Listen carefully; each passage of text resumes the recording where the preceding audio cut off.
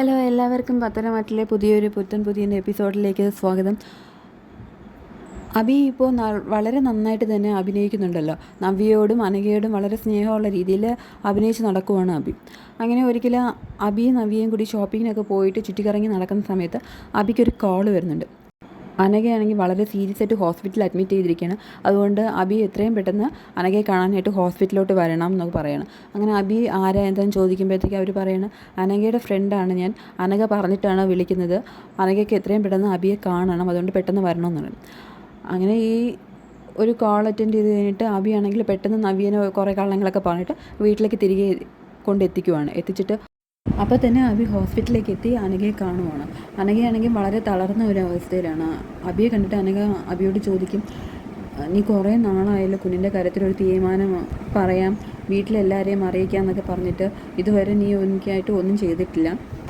എനിക്കെന്തെങ്കിലും സംഭവിച്ചു കഴിഞ്ഞാൽ കുഞ്ഞിന് ആരും ഇല്ലാണ്ടാവും, അതെനിക്ക് സഹിക്കാൻ കഴിയില്ല. അതുകൊണ്ട് നീ എനിക്കൊരു സത്യം ചെയ്തു തരണം. എനിക്കെന്തെങ്കിലും സംഭവിച്ചു കഴിഞ്ഞാലും കുഞ്ഞിനെ നീ അനാഥയാക്കില്ല. കുഞ്ഞിനെ നീ നിൻ്റെ തറവാട്ടിലെ എല്ലാവരോടും എല്ലാ സത്യവും പറഞ്ഞ് കൂട്ടിക്കൊണ്ട് പോയിട്ട് നീ കുഞ്ഞിനെ വളർത്തിക്കോളും എന്ന് എനിക്ക് സത്യം ചെയ്തു തരാൻ പറയും. അതേസമയത്ത് അനാമികയാണെങ്കിൽ വളരെ ടെൻഷൻ അടിച്ച് ഇങ്ങനെ നടക്കുവാണ്. അപ്പോൾ ടെൻഷൻ എന്തുകൊണ്ടാന്ന് വെച്ച് കഴിഞ്ഞാൽ അനാമികയുടെ അച്ഛനെ ആണെങ്കിൽ അയാൾ കാശ് കൊടുക്കാനുള്ള ഒരു പലിശക്കാരൻ പിടിച്ചുകൊണ്ട് പോയിട്ട് കാശ് തന്നാലേ വിടത്തുള്ളൂ എന്ന് പറഞ്ഞ് അയാൾ അവിടെ കെട്ടിയിട്ടേക്കുവാണ്. അപ്പം ഇത് അനാമിക അറിയണം. അനാമിക അറിഞ്ഞിട്ട് അവൾക്ക് എങ്ങനെയെങ്കിലും അച്ഛനെ പുറത്ത് കൊണ്ടുവരണം. അത് മാത്രമല്ല ഈ വിവരങ്ങളൊന്നും അനന്തപുരിയിലുള്ളവർ അറിയാനും പാടില്ല. അപ്പം അതിന് വേണ്ടിയിട്ട് എന്ത് ചെയ്യും എന്നാലോചിച്ച് അവൾ വളരെ ടെൻഷൻ അടിച്ചിങ്ങനെ നടക്കുകയാണ്. അപ്പോൾ ഇങ്ങനെ ടെൻഷൻ അടിച്ച് മുറിയിലേക്ക് വരുന്ന സമയത്താണെങ്കിൽ അവൾക്ക് പെട്ടെന്ന് തലേ ദിവസം ആനി കുറച്ച് കാശ് കൊണ്ടുവന്ന് ഷെൽഫിൽ വെച്ചിട്ടുണ്ടാവും. അത് ഓർമ്മ വരികയാണ്. അപ്പോൾ അവൾക്ക് വേറെ മാർഗ്ഗമില്ലല്ലോ, പെട്ടെന്ന് ഈ ഒരു ആവശ്യം പറഞ്ഞാൽ അവൾക്ക് വേറെ ആരോടും പോയി കാശ് മേടിക്കാനും പറ്റില്ല. അപ്പം ഇങ്ങനെ ആലോചിച്ചിരിക്കുമ്പം അനാമികയ്ക്ക് തോന്നും ആ കാശ് എടുത്തിട്ട് കൊണ്ടുപോയി കൊടുത്തിട്ട് അച്ഛനെയും കൂട്ടിക്കൊണ്ട് വരാമെന്ന് തോന്നും. അങ്ങനെ അനാമികയാണെങ്കിൽ പെട്ടെന്ന് ആ കാശ് എടുക്കും. ആ കാശാണെങ്കിൽ ആനി അവിടുത്തെ സ്റ്റാഫുകൾക്ക് സാലറി കൊടുക്കാൻ വെച്ചിട്ടുള്ള കാശായിരിക്കും. അങ്ങനെ ആരെങ്കിലുമൊക്കെ കാണുന്നതിന് മുമ്പ് അനി വരുന്നതിന് മുമ്പ് ആ കാശ് അനാമിക പെട്ടെന്ന് തന്നെ എടുത്ത് ബാഗിൽ. ഇതേ സമയത്താണെങ്കിൽ ദേവയാനി അനാമികയോട് എന്തോ കാര്യം പറയാനായിട്ട് മുറിയിലോട്ട് വരികയാണ്. അങ്ങനെ മുറിയിലോട്ട് വരുന്ന സമയത്താണെങ്കിൽ ഇവർ ടെൻഷൻ അടിച്ച് ഇങ്ങനെ ഷെൽഫിൽ തപ്പി നോക്കിയിട്ട് കാശ് എടുക്കുന്നതൊക്കെ ദേവയാനി കാണുന്നുണ്ട്. ഇത് കണ്ടിട്ട് എന്തോ ശരിയല്ലെന്ന് തോന്നിയിട്ട് ദേവയാനി ഒന്നും മിണ്ടാണ്ട് ഇങ്ങനെ നോക്കി നിൽക്കുകയാണ്. അപ്പം അനാമിക ആ കാശെടുത്ത് ബാഗിൽ വയ്ക്കുന്നത് കണ്ടിട്ട് ദേവയാനി ഒന്നും മിണ്ടാണ്ട് അനാമികനെ വിളിക്കാണ്ട് തിരിച്ച് പോവുകയാണ്.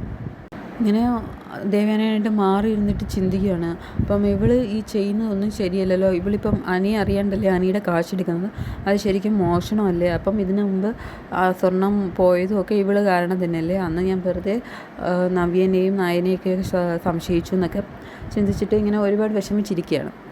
അനാമികയാണെങ്കിൽ ആ കാശും എടുത്തിട്ട് പെട്ടെന്ന് ആരോടും ഒന്നും പറയാണ്ട് അനി വരുന്നതിന് മുമ്പ് തന്നെ അനന്തപുരിയിൽ നിന്ന് പോവുകയാണ്. പോയിട്ട് ആ പലിശക്കാരനെ കണ്ട് അയാളോട് പറയുകയാണ്, ഇങ്ങനെ 10 ലക്ഷം രൂപ ഇപ്പോൾ ഇതിലുണ്ട്, ഇത് വെച്ചിട്ട് എങ്ങനെയും അച്ഛനെ പറഞ്ഞയക്കാം, ബാക്കി 15 ലക്ഷം രൂപ പിന്നീട് 2 ആഴ്ചക്കുള്ളിൽ ഞാൻ എങ്ങനെയും കൊണ്ടുവന്ന് എത്തിക്കാം എന്നൊക്കെ പറഞ്ഞു ഒരുവിധം പ്രശ്നമൊക്കെ പറഞ്ഞ് സോൾവ് ചെയ്തിട്ട് അച്ഛനെയും കൂട്ടിക്കൊണ്ട് അവൾ അവളുടെ വീട്ടിലേക്ക് പോവുകയാണ്. നയനയും ആദർശം കൂടി ഓഫീസിലിരുന്ന് സംസാരിക്കുകയാണ്. അങ്ങനെ ബിസിനസ് ഡെവലപ്പ് ചെയ്യുന്നതിനെക്കുറിച്ചൊക്കെ സംസാരിച്ചുകൊണ്ടിരിക്കുന്ന സമയത്ത് ഇവരെ കാണാനായിട്ട് ഇവരുടെ ഒരു പാർട്ട്ണർ വരുന്നുണ്ട്, ബിസിനസ് പാർട്ട്ണർ.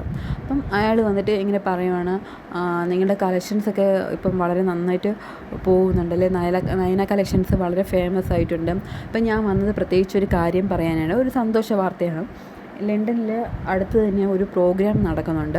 വളരെ ട്രഡീഷണലായിട്ടുള്ള ജ്യൂവൽസൊക്കെ ഡിസൈൻ ചെയ്തിട്ട് എക്സിബിറ്റ് ചെയ്യുന്ന ഒരു പ്രോഗ്രാമാണത്. അപ്പം അതിൽ നയന മാഡം പോയിട്ട് പാർട്ടിസിപ്പേറ്റ് ചെയ്യണം, അത് നമുക്ക് എല്ലാവർക്കും അഭിമാനമുള്ള ഒരു കാര്യമാണെന്നൊക്കെ പറയുകയാണ്. അപ്പം നയനാണെങ്കിൽ ആദ്യമാണെങ്കിൽ അയ്യോ പറ്റില്ല, എനിക്ക് അത്ര വലിയ ടാലൻ്റ് ഒന്നുമില്ല എന്നൊക്കെ പറയുകയാണെങ്കിൽ ആദർശമാണെങ്കിൽ സമ്മതിക്കണില്ല. അങ്ങനെയൊന്നുമില്ല, നീ ഉറപ്പായിട്ടും പോയിട്ട് പാർട്ടിസിപ്പേറ്റ് ചെയ്യണം, അത് ഈ പറഞ്ഞതുപോലെ എല്ലാവർക്കും അഭിമാനമുള്ള കാര്യമാണ്, അത് മാത്രമല്ല നീ നന്നായിട്ട് വരയ്ക്കുന്നുണ്ടല്ലോ പിന്നെന്താണെന്നൊക്കെ ചോദിച്ച് ആദർശമാണെങ്കിൽ ഇങ്ങനെ നയനെ മോട്ടിവേറ്റ് ചെയ്യണം, നീ പോയേ പറ്റുള്ളൂ, ഇത് എല്ലാവർക്കും സന്തോഷമുള്ള കാര്യമാണ്, ഉറപ്പായിട്ടും എല്ലാവരും നിന്നോട് പോകാൻ തന്നെയാണ് പറയാനുള്ളത്. അപ്പം ഇങ്ങനെ അയാൾ കൂപ്പണൊക്കെ കൊടുക്കുകയാണ്, അവിടെ ലണ്ടനിലേക്ക് പോകാനുള്ള കൂപ്പണൊക്കെ കൊടുക്കുകയാണ്. അപ്പം അതൊക്കെ കേട്ടിട്ട് ഇങ്ങനെ നയനാണെങ്കിൽ വളരെ എക്സൈറ്റഡ് ആയിട്ട് നിൽക്കുവാണ്, ഇങ്ങനെ ലണ്ടനിലേക്ക് പോവാ എന്നൊക്കെ പറഞ്ഞിട്ട് വളരെ എക്സൈറ്റഡ് ആയി. അപ്പോൾ നയന് ഇനി ലണ്ടനിലേക്ക് പോയി കഴിഞ്ഞിട്ട് എന്തൊക്കെയാവും നടക്കുക, അതോ ആരെങ്കിലും പാര പണിഞ്ഞിട്ട് പോകാൻ പറ്റാണ്ടാവുമോ എന്നുള്ളതൊക്കെ ഇനിയുള്ള ഒരു വീഡിയോയിൽ കാണാം. അപ്പോൾ നിങ്ങൾക്ക് വീഡിയോ ഇഷ്ടപ്പെട്ട് കഴിഞ്ഞാൽ വീഡിയോ ലൈക്ക് ചെയ്യുക, അതുപോലെ തന്നെ ചാനൽ നിങ്ങൾ സബ്സ്ക്രൈബ് ചെയ്തിട്ടില്ലെങ്കിൽ ഒന്ന് സബ്സ്ക്രൈബ് ചെയ്ത് സപ്പോർട്ട് ചെയ്തേക്കുക.